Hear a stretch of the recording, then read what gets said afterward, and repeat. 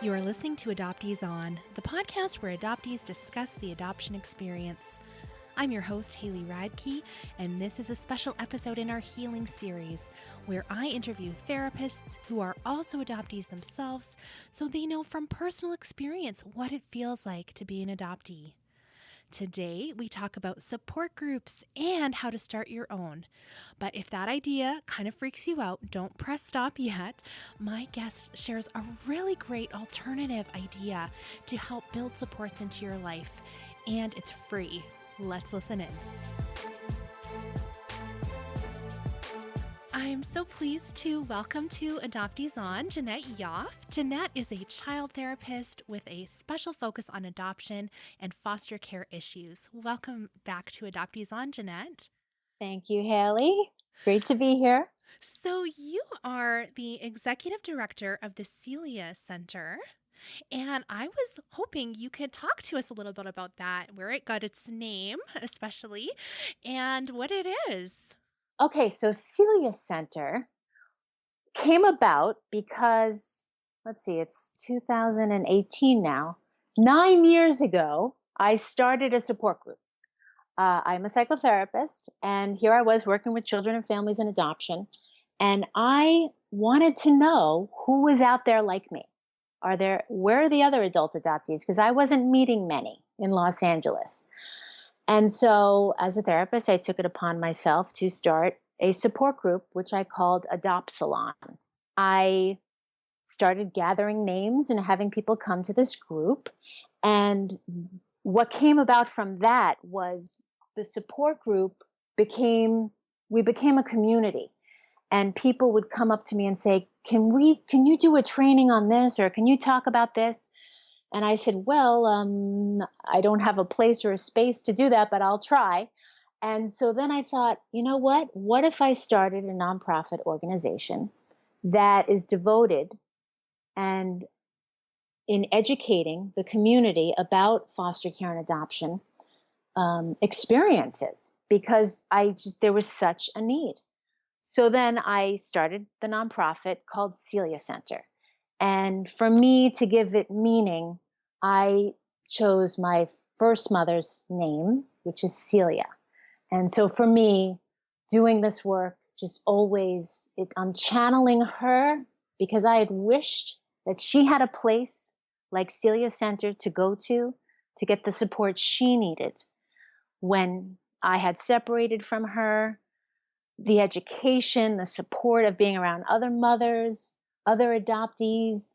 It came from a place of, we need to do more in our community. And I took it upon myself as an adult now. I get to do these things. And I'm going to do this because it's important. And we are leaders now. And we are the ones that need to educate society about our experience. We are the experts. So, and my goal was also to bring the constellation of adoption together, because I had read Michael Philip Grand's book, The Adoption Constellation, which also inspired me to create this center. And the constellation is the new term in best practice today. It's the politically correct term, which identifies anyone involved in an adoption. So that's the birth parent, the first mother, the first father, the adoptee, the adoptive family, and I also include the foster constellation. So the foster family, the foster youth, and it also includes social workers, nurses, spouses, siblings, anyone connected to anyone who's experienced this life experience is part of the constellation. So this is sort of replacing the triad, which Correct. is 3 points and sort of gives equal to each point. Okay. Exactly. Okay. That makes sense. Yes. The equilateral triangle, which they are not equal parts. So yeah, I years ago, I wrote something on Facebook and I had written triad, and I literally had 150 posts. How dare you use that word? That's not the word anymore. And I'm like, whoa. Okay. I work with anyone involved in an adoption. I have compassion for all members I agree there's no equal part, but give me the new language. Right. And Yeah. that's when I found this book and I said, yes, that's the term. It's Mm-hmm. the constellation. Mm-hmm. And we're all here to support each other. So I wanted to bring the constellation together through Celia Center. So, yes. Very good. So, can you talk a little bit more about what Adopt Salon is? And Yes. also, let's just sort of frame our conversation. So, you're in the Los Angeles area. I'm in Edmonton, Alberta, Canada. I'm actually trying to start an adoptee support group. And I know there's a movement to start more and more across the US, North America, the world. So, can you sort of frame it with also what are some things that we could be doing to do that? Yeah, peer support, or as you say, a constellation group, all of those kind of things. Yes. Okay. So, and there's different types of groups. So I run the Adopt Salon Constellation Support Group. So that involves first mothers and first fathers, adult adoptees, and adoptive parents. So we're all in the room together. And I also include the foster care constellation. So foster youth alum, foster parents, and um, their birth families as well, and or foster families. So we're all in there together. Now I run this group.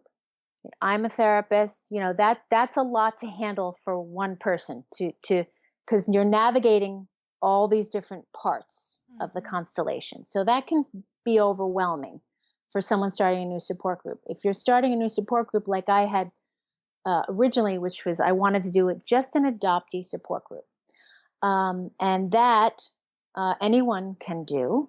And so how I did this was I put an ad on an online newspaper starting an adoption support group. And I started receiving a lot of emails.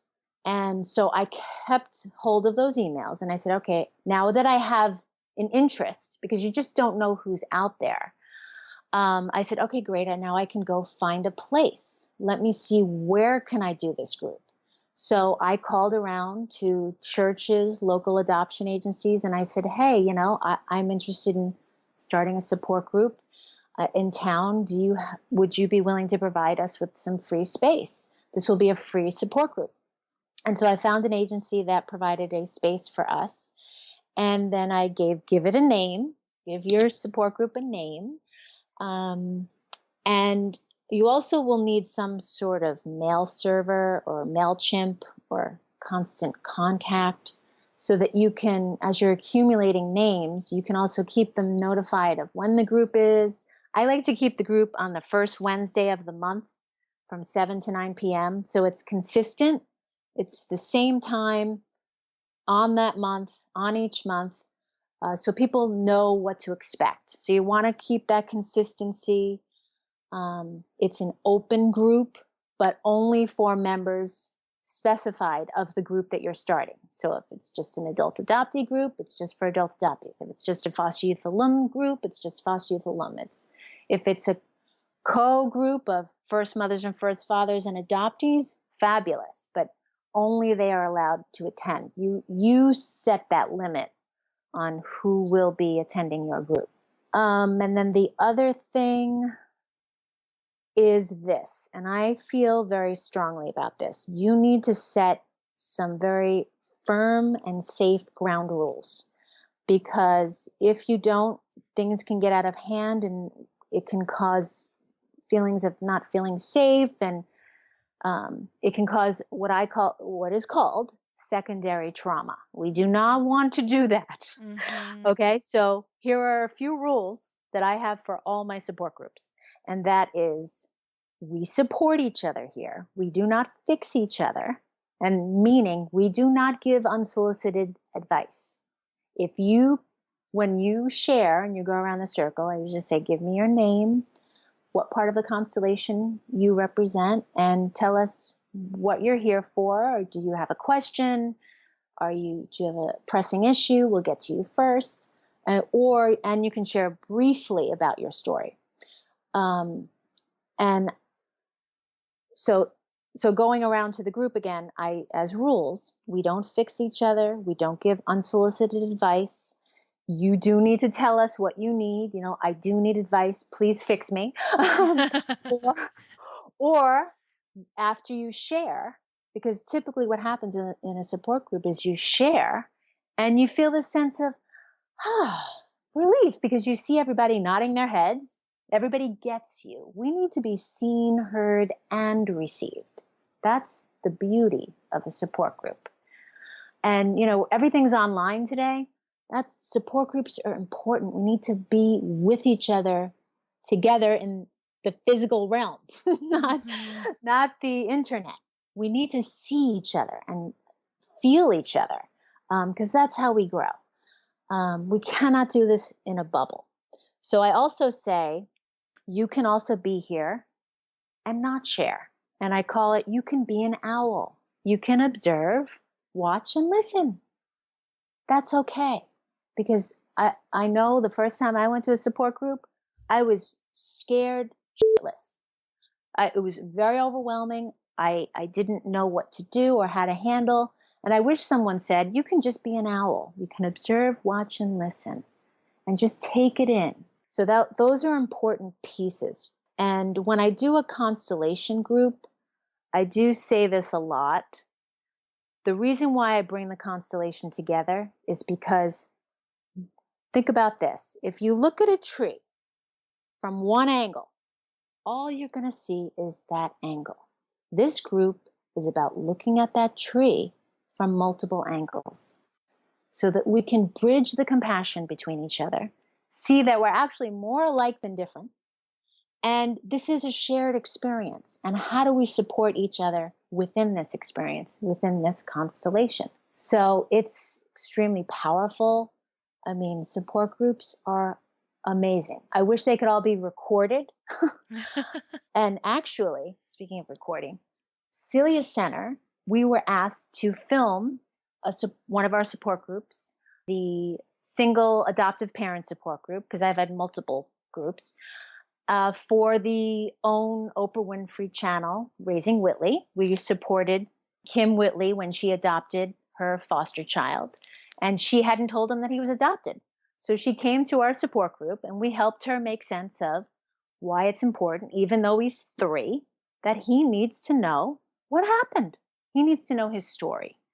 So that was filmed. We did that. And then only last year, we filmed one of our constellation support groups on Long Lost Family for, I don't know if you watch that show, Joanna, who meets her birth father. She has a lot of questions. So she comes to our support group and gets advice and support and help. So That's it's been so amazing. Cool. Yeah, that's so cool. And can you tell me, where does the name Adopt Salon come from? What does Salon mean to you? Because of my background being an artist, and I didn't say this, but Celia came to the United States on a work visa to be a dancer in New York City. And the term salon, I don't know how long ago it was, but they used to have artist salons where artists would come together and they would just share ideas and connect with one another, inspire, be each other's muse. And I thought, oh, that's a nice feel, because I didn't want to scare anyone. This is, the constellation. There's going to be a first mother there and an adoptive parent or a foster parent meeting a birth mother for the first time. I wanted to take the charge out of it and go, it's a salon. Come to the salon. And I actually used to light candles, lower the lights. I mean, I was very aware of, that sensory overstimulation. I wanted it to feel safe. Mm-hmm. So it's nice to do these added touches, lighting, candles, creating an environment of comfort and safety is key. So that's why rules are important. Yeah, I think that I went over everything you need to do to start a support group. And we usually sit in a circle, because it's, we're all coming full circle and have tissues. Yes, and have tissues. Don't we? Tissues, You will okay. need that. If you don't feel comfortable starting a support group, because you said that earlier, I tell foster youth alum and adult adoptees, find a listening partner. And that is someone that you can call and you both identify and know how it works. And it could be a call that's every Saturday, or someone that you get to call every week who will be your listening partner, will just listen, because that in and of itself is supportive. Mm. And it would be nice to find someone, if you're both not comfortable going to a support group, well, we'll be each other's listening partners. Again, you don't give unsolicited advice, you just listen and you receive and you acknowledge, Mm. because that is really important. Mhm. Um, because we do need to share our stories. We can't keep it all inside. We need to externalize it. We need to hear it. We need to reorganize it. We need to rethink it, because it's always evolving. It's always changing. It's always feeling a little different, or we're feeling more vulnerable about it. We need a place to discharge, literally, from our minds, and get it out of our bodies. So as you can see, I can talk a lot. I can talk all day. But it's important. We can, and we have a voice. And Well, maybe I should have started with this question, Jeanette. What is the purpose of a support group? So, if there's a, like we were just talking, like if it's peer run and you go around this circle and you sort of share your stories, is it Mhm. just being heard?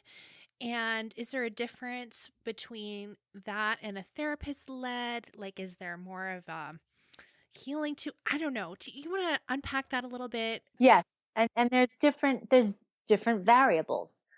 Like I said, if I would not advise someone new going into this starting an adoption constellation support group. You have to have done, number one, your own work. You have to not be biased towards any member of the constellation.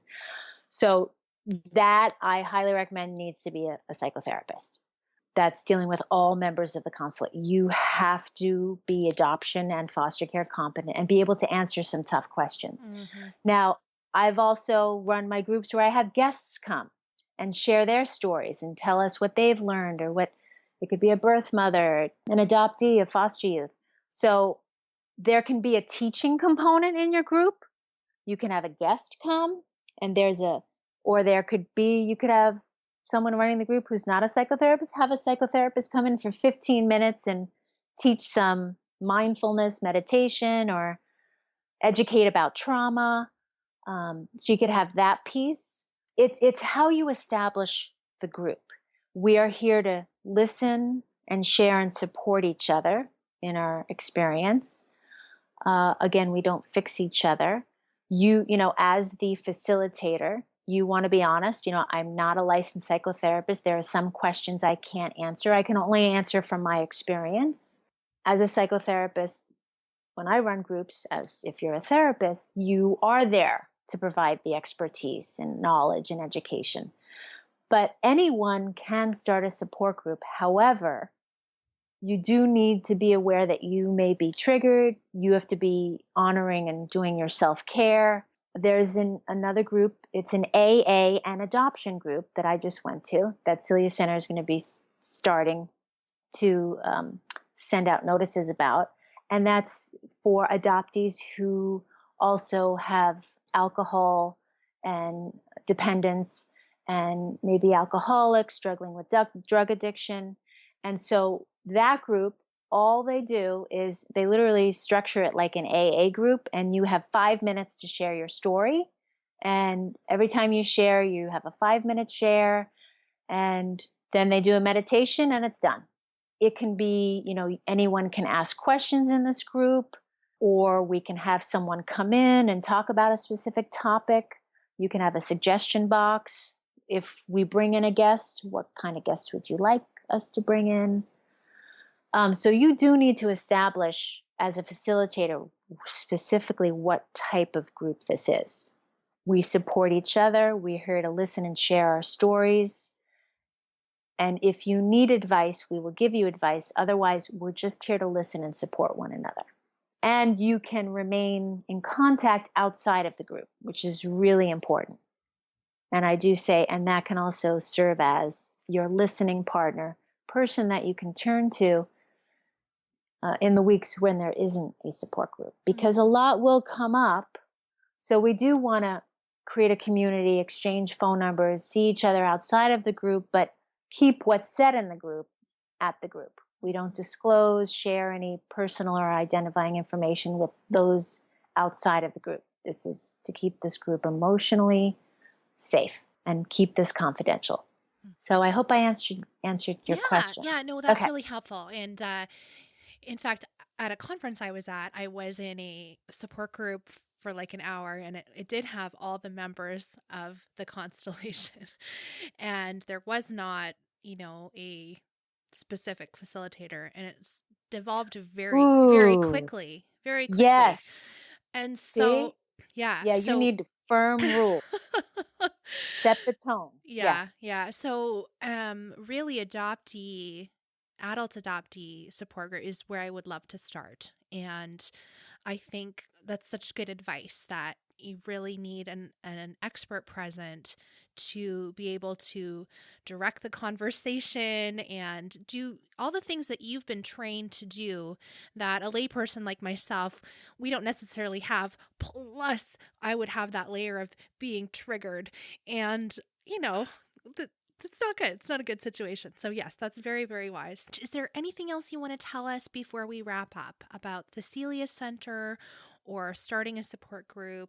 Yes, I actually do. Celia Center, we did our first arts festival last year, and we are going to be doing another one. And it's called Giving Voice to Adopting Resilience, Fostering the Spirit of Creativity. And we will be doing another one in November. And also, I will be doing my one woman play, which I did 15 years ago. I'm going to be doing it again. So I'm super excited to have Celia Center provide this for our community. We're going to have artists, transracially adopted, adult adoptees sharing their stories. We have spoken word artists, we have visual artists, we have singers, we have a dance troupe from San Francisco that's going to come down and do their piece about adoption. So it's a great event that we're very excited about, and it really helps transform what we're trying to educate to the community about having lived through foster care and adoption. And now we get to show it through our creativity. It's so much fun. It's empowering. It empowers you. And you actually feel stronger because of the experience. And it makes you stronger within yourself. And to share it with another, when you share something with another, what's shareable becomes more bearable. So that's why we need to speak up, share our stories in whatever format you choose, because it's very empowering. Well, I love that you touched on this. All of my season 3 was this theme of healing through creativity, and so I talked to a number of different artists in various capacities. I don't want to list them all because there's too many, but specifically, Brian Stanton was on the show, and also Mhm. Nicole Rademacher. And we talked about last year's event and how amazing it was. I think especially Nicole and I talked in depth about it. So if people are interested, they can go over to and check out that episode. And then, of course, I'll link to all the information about that upcoming event in November so that people can come check it out. That's so exciting. I love that you're doing that. Thank you. Yes, there is a video on our Celia Center YouTube channel about the arts festival last year. And it's a beautiful video just showing all the art displayed and the performers. And it was an amazing event. It brought a lot of people together. Yeah, so great. Thank you. Okay, where can we connect with you online? Well, Celia Center is CELIA center.org. And there's a lot of information on our website there about our upcoming events, special events. Sometimes you go to Wolf Connection here in Los Angeles. And again, our support groups are on there. The festival information is celiacenterartsfestival.org. That's a beautiful website for our arts festival that you can connect to, and you can always look on our YouTube channel, Celia Center. And your website is yoftherapy.com. Yes, so that's my private practice Yes. For therapy, Perfect. psychotherapy. Perfect. Thank you so much, Jeanette, for sharing your wisdom with us today. And I hope that this maybe will inspire someone to start their own support group. Excellent. Yes, go for it. Go for it. We need each other and we need to be with each other. It's important. Yes, for sure. Thank you. Okay. Thank you, Haley. Thanks so much. This show is brought to you by my incredible Patreon partners. Patreon is a website that collects monthly pledges that help sustain the cost of producing this show for you every single week. As a thank you, I have a secret Facebook group for adoptees only that you're welcome to join, and we have some really great in-depth conversations there about search, reunion, issues that have been popping up from our childhood. And I wish I could tell you who's in the group, but I won't because it's secret, right?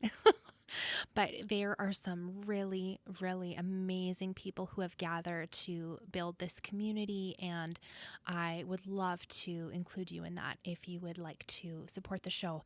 If that's not something that you're financially able to do, please message me anyway. I have a list of several Facebook groups and one forum that I like to send people that are all safe spaces that I can recommend as alternatives.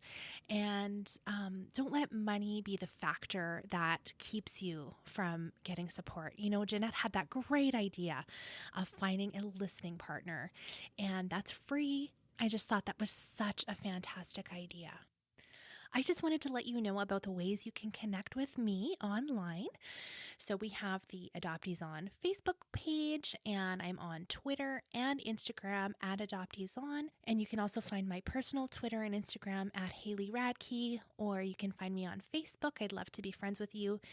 And if you would like to get our monthly newsletter, you can sign up for that, adopteeson.com/newsletter, where I will give you just brief snapshots of things I'm thinking about or learning, and updates about the show. Very last thing, would you share this episode with just one person today? As soon as we wrap the show, what if you send an adoptee in your city a message saying, why don't you listen to this episode? What do you think? Should we start a support group here? Or it's someone that Jeanette was describing, the listening partner, and you think, you know what? I know exactly who would be a great fit for that. Maybe you can send them this episode and then chat about what that would look like for you guys. And if you're in the Edmonton, Alberta area, send me a note. I'd love to have you at our next monthly adoptee support group here in Edmonton, which is actually taking place right here at my house. So if you ever wanted to see where I record, you can come to my house and join in our adoptee support group meeting. Thanks for listening. Let's talk again next Friday.